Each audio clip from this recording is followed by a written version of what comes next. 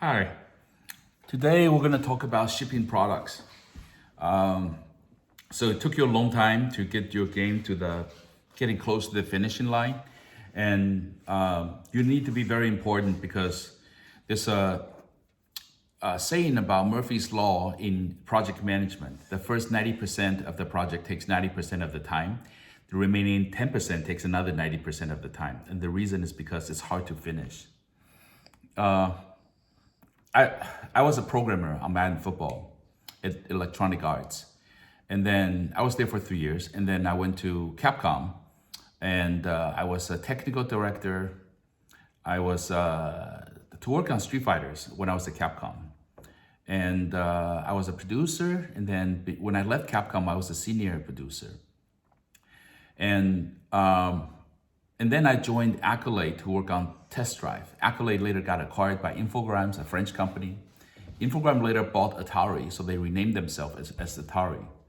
And then eventually I became the executive producer at Accolade and then studio director of 102 people. I don't think I skipped any steps from grassroots to executive.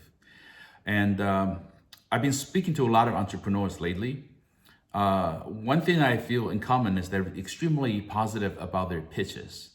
And when we talk about the product, the story kind of fall apart.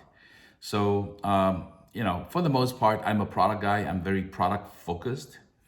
So unless you're selling pitches, the products do matter. Sometimes, in some cases, product is everything. And here's some universal points when it comes to shipping products. Sorry. So when to ship? Some people think it's better to ship earlier. The problem with that is in game industry, your clients or your customers, they're very emotional. Gamers are very emotional. So when you ship a game that has defects in them, then instead of giving you feedback, they tend to get emotional and start writing negative comments on App Store or on Google Play. And they may not play your game again. And they may not play any games that's made by your company again. And by the way, this is very, very common in game industry. So, it's a little different in game industry. So getting feedback from your consumers is, it's the right thing to do.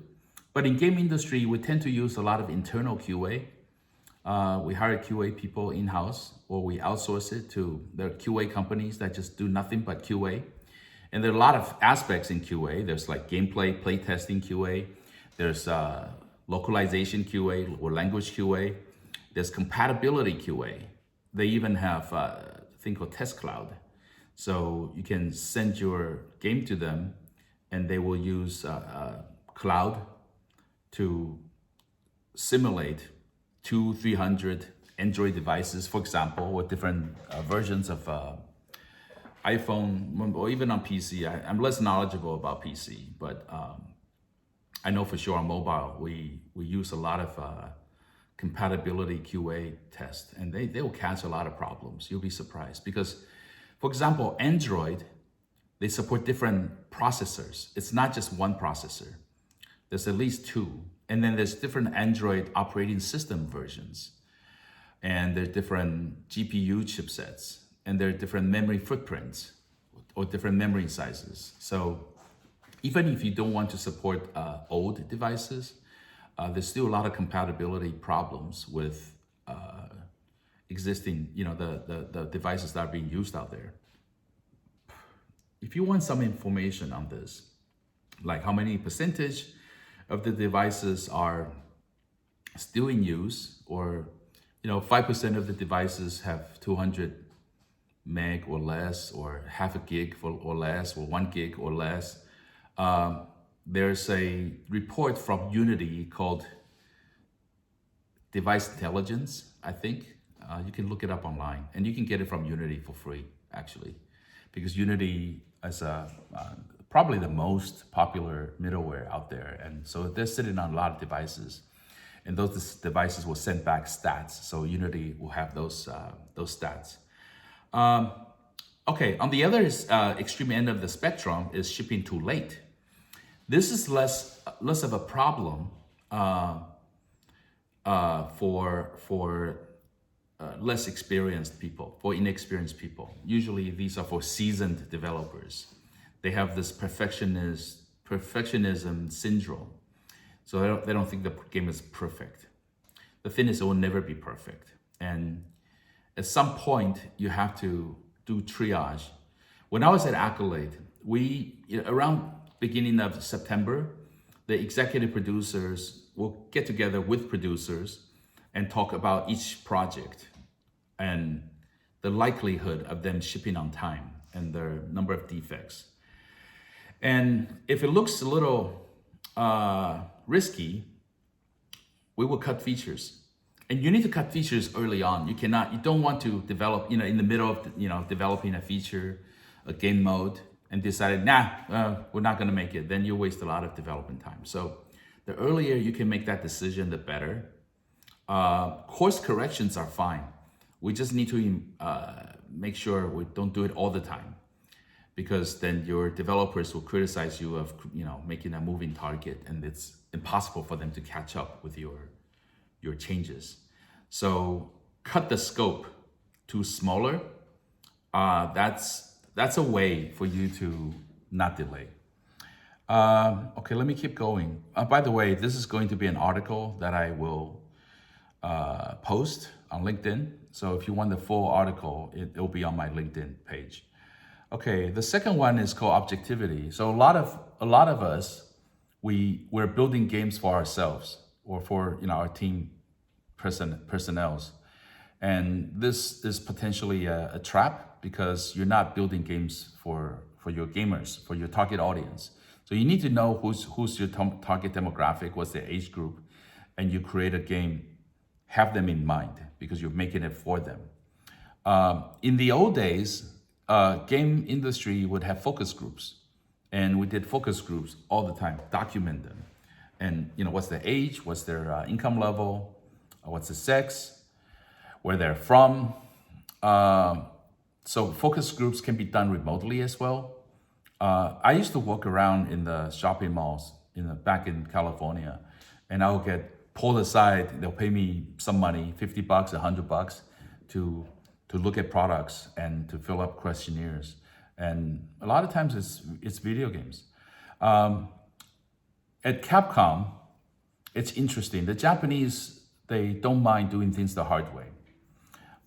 So they would have a guy with a video 8 or high 8, in the arcade stores, and they would put in the new ROMs, and then they would shoot the players' facial expressions, the body language, and then as well as where are they, which part of the game are they looking at, and how do they get frustrated, their emotional reactions.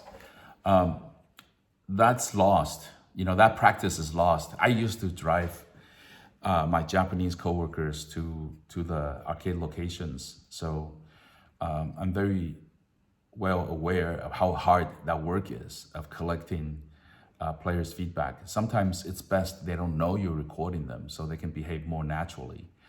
Obviously, these days people use a lot of data gathering tools, put them in the game, so you would read the stats back. And this is a science. And it's also an art. Where do you mine? Where do you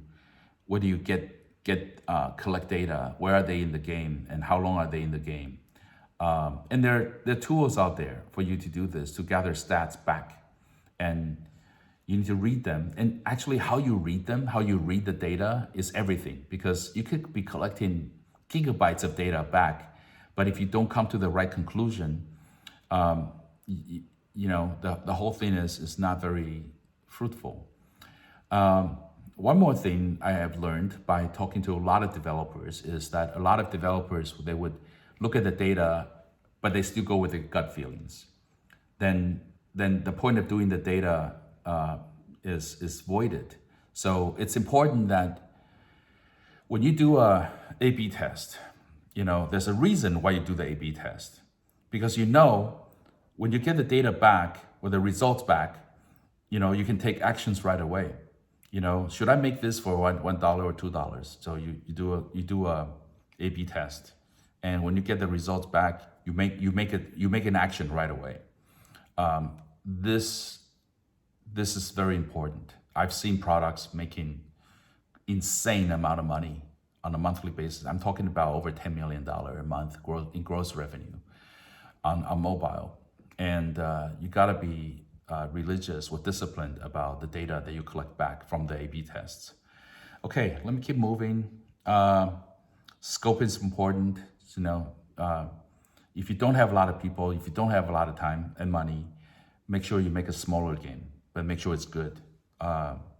Because you can have a smaller success and then you increase the scope of the game while the game is in operation. It's much better than shipping a game with bad quality, but a big scope. You know what I mean? So the next one is hiring the right people. When you go on a flight, you would hope the pilot is very experienced, right? You wouldn't want the pilot to have never flown a commercial airplane before and you're the first passenger that he has, obviously, right? Same thing with doctors and lawyers. But why, when it comes to video games, people just think they can learn on the fly? When you ship a product, there's so many check boxes to check. And you wouldn't want to pay for the tuition of your developers so that they learn to ship products the first time on iOS, the first time on Android, because it's expensive. We're talking about hundreds of thousands of dollars potentially wasted, if not millions, if you're learning on the fly. There are all kinds of hardware limitations. There are all kinds of Apple and Google requirements that you wish you hire someone who has done this before, so you don't have to pay for the learning. I just don't think this is because this has been done so many times before. People have shipped titles, so you should be able to find people with the right experience, especially for shipping. Networking is another thing, but that's unrelated to shipping games. But just shipping products requires a different mentality. Like get it small, get it done, get it perfect, bug free, ship it, get it out. Some people can never do that, and that's why some people they have never shipped a lot of games. All right, confirmation bias. So we tend to look for evidence that will support our pre-existing biases. So we think games are this, or something should be like that, like the graphics is good enough, or graphics is bad, or graphics is great. Let's get some, like I said earlier, get some third-party, unbiased feedback, and ideally you want as unbiased as possible. They're not trying to tell you nice things to your face just because they don't want to confront you or offend you. So there's something good. But you want the truth. It's important that you get truth at this point, because if the game's no good, you need to know before you ship it. All right. So don't go based on gut feelings. Don't go based on your optimism. Try to be objective as possible. This is super important. I cannot stress more. So everything in your head, everything before you ship it, it's all, it's all a perception, whether the game is bad or not. But once it goes out, it becomes a reality. Objective reality may hit you in the face if you're wrong. And it would be bad to be wrong once your product is in the market, because those bad reviews on the internet, they will never go away. All right, Godspeed. Make games that you can be proud of. Thank you.